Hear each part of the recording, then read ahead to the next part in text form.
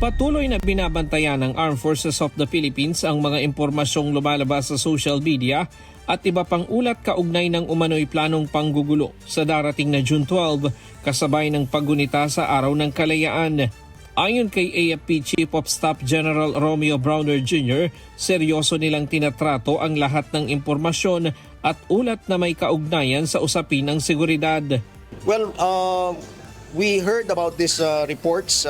We also heard some mga social media postings, reports.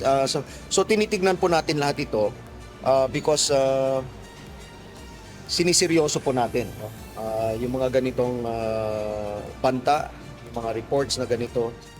Nakikipag-ugnayan din ng AFP sa Philippine National Police at iba pang law enforcement agencies upang matiyak na agad na matutugunan ang anumang posibleng banta.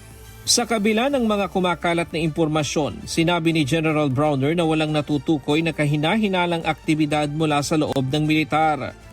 Well, tuloy-tuloy yung ginagawa nating monitoring din within the Armed Forces of the Philippines. And so far, wala naman po kaming nakikitang mga threats coming from within the Armed Forces of the Philippines. Ako po ay talaga naniniwala na ang ating mga sundalo ay disiplinado and very professional.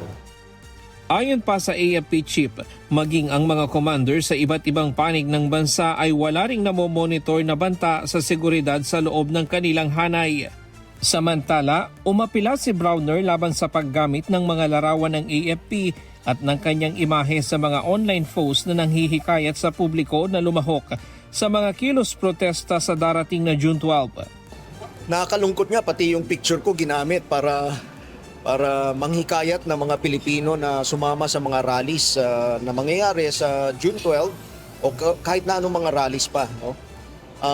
Sana po ay wag na nilang gawin yon, gamitin yung imahe ng Armed Forces of the Philippines. Nilinaw rin ng AFP na walang katotohanan ng mga kumakalat na mensaheng nagsasabing bumaligtad na ang militar laban sa pamahalaan. May mga nag-text rin sa akin na nagtatanong kung totoo nga ba na bumaliktad na ang Armed Forces of the Philippines. Hindi po totoo yun. No? We remain to be a united, disciplined, and professional force. Samantala, tiniyak din ng AFP na nananatili silang nagkakaisa at nakatuon sa kanilang mandato na pangalagaan ang seguridad ng bansa habang papalapit ang pagdiriwang ng Araw ng Kalayaan. Hindi rin aniya naaapektuhan ang kanilang hanay sa nangyayaring kaguluhan ngayon sa Senado. Magpapatuloy umano ang kanilang pagbabantay sa mga pasilidad ng pamahalaan gaya ng Kamara at Senado. Paglilinaw din ito na hindi nila mandato ang manghimasok sa usaping politika. Of course, nakikita namin yung nangyayari sa ating bansa. Hindi naman po kami bulag o hindi rin kami bingi. We know what is happening. Pero hindi naman po namin mandato na makialam sa politika. That is not our mandate. And sa nakikita naman po natin, maandar naman po yung democratic processes. No? Nagkakaroon ng mga hearing. Ryan Lacanlale, humahataw sa Balita Ngayon.